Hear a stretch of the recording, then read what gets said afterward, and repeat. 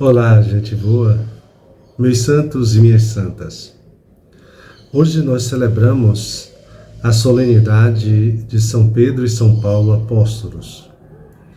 E durante a semana teremos então seguimento ao ano litúrgico aí a partir da 13ª semana do tempo comum.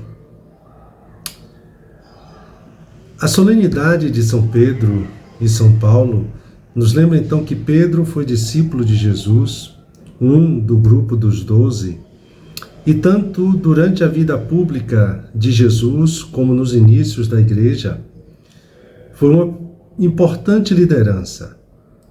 Paulo foi perseguidor dos cristãos, mas depois de sua conversão, tornou-se o maior missionário de todos os tempos. Os dois são celebrados no mesmo dia para testemunhar a profunda unidade entre eles. Apesar, evidentemente, das diferenças, e pelo fato de os dois terem sido martirizados em Roma, poucos anos um do outro. Por isso, rezemos pela comunhão na igreja, pela unidade, pelas legítimas e necessárias diversidades também. Creio na Igreja Católica. É que a fé na Igreja Católica está em pleno declínio no mundo atual, seja por causa dos escândalos humanos da mesma, seja por causa de uma fé no estilo faça você mesmo. Ou seja, muitas pessoas buscam ligar-se a Deus diretamente sem a mediação da Igreja.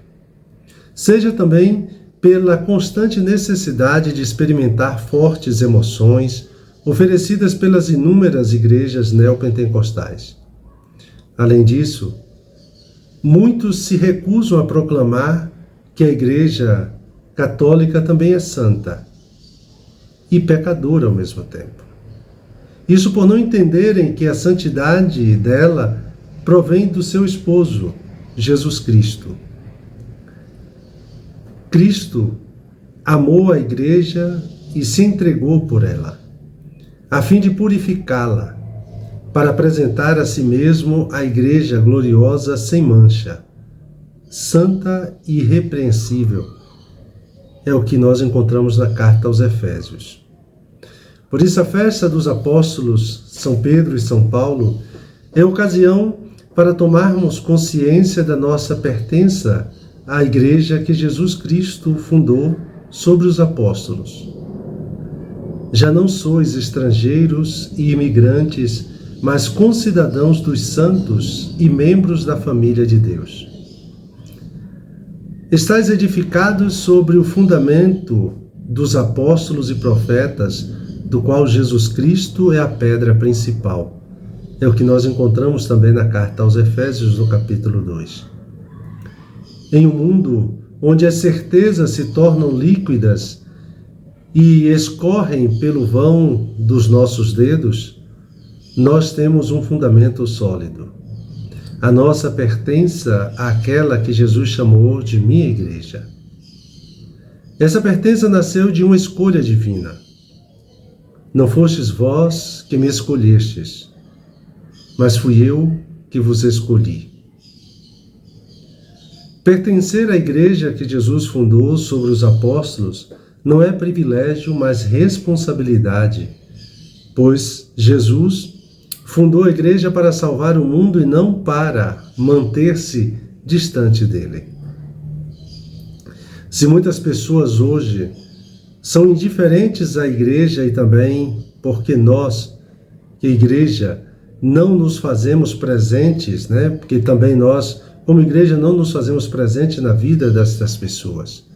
Sobretudo na hora em que essa presença é mais necessária, como, por exemplo, na hora da dor.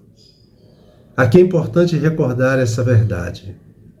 A igreja que vai salvar o mundo não é aquela em que você está indo, mas aquela que você está sendo. Porque a verdadeira igreja fundada por Jesus não desfruta do reconhecimento do mundo. Muito pelo contrário, sofre o desprezo, a rejeição e, sobretudo, a perseguição do mundo. O rei Herodes prendeu alguns membros da igreja para torturá-los. É como está lá em Atos. Houve um período em que o mundo se dobrava à igreja, mas esse período passou e não voltará mais. Hoje temos que estar conscientes de que ser católico significa pertencer a uma igreja que diminuirá cada vez mais e se tornará cada vez mais insignificante para as pessoas. A prova disso é a opinião que os jovens têm da nossa igreja. Ela não diz nada para a vida deles. Eis a grande diferença entre nós, igreja do século XXI e a igreja do século I. Lá, ela sofria perseguição. Hoje, ela sofre com a indiferença das pessoas. Lá, enquanto Pedro era mantido na prisão, a igreja rezava continuamente a Deus por ele. Hoje, grupos católicos conservadores atacam o Papa Francisco nas redes sociais. São pessoas que viraram as costas para essa verdade dita por Jesus. Quem vos ouve, a mim ouve. Quem vos despreza, a mim despreza. E quem me despreza, despreza aquele que me enviou. Criticam tudo que o Papa Francisco fala ou escreve, mas acolhem cegamente tudo que seus mentores espirituais, ou seja, os guias cegos, publicam nas redes sociais diariamente. Na prática, não são seguidores de Jesus Cristo, mas do padre A, da irmã B, do Instituto C, da Fundação D, e assim sucessivamente. Ao confirmar Pedro como líder da sua igreja, Jesus garantiu que o poder do inferno nunca poderá vencê-la. O poder do inferno tem nome. Chama-se Diabo, ou Satanás, o divisor, aquele que é o divididor da fé. Quando os católicos alimentam divisões da igreja, estão se comportando como pessoas diabólicas, esquecendo o que Jesus afirmou. Se um reino se dividir contra si mesmo, tal reino não poderá subsistir. E se uma casa se dividir contra si mesma, tal casa não poderá se manter. Olhemos para o exemplo do apóstolo Paulo, por exemplo. Depois de ter dedicado a sua vida ao anúncio do Evangelho entre os pagãos, estando preso e sentindo-se próximo do martírio, declarou: combati o bom combate, completei a corrida, guardei a fé. Pertencer à Igreja de Jesus Cristo significa combater o bom combate, isto é, lutar contra seus próprios pecados, lutar pela unidade da Igreja, lutar para salvar o maior número de pessoas possível. Pertencer à Igreja de Jesus Cristo também significa completar a corrida.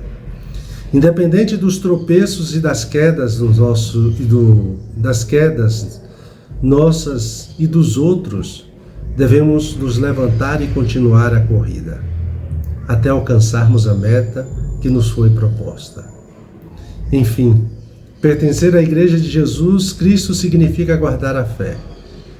Mesmo diante dos escândalos humanos da Igreja, mesmo diante da indiferença de um mundo atual, das perseguições que sofremos por causa do Evangelho, guardar, conservar, manter a fé. Nós não somos desertores para a perdição, somos homens de fé para a conservação da nossa vida. Então, nesta festa de São Pedro e São Paulo, somos convidados a entrar na intimidade de Jesus. Pedro é modelo de discípulo e nos leva ao centro de nossa fé. Reconhecer Jesus como Cristo também Aqui lembramos o importante papel que Pedro teve na comunidade primitiva.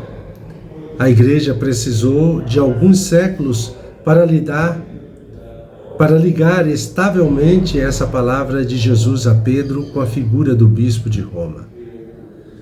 Qualquer bom texto de história de eclesiologia ou dos ministérios mostra isso objetivamente com equilíbrio.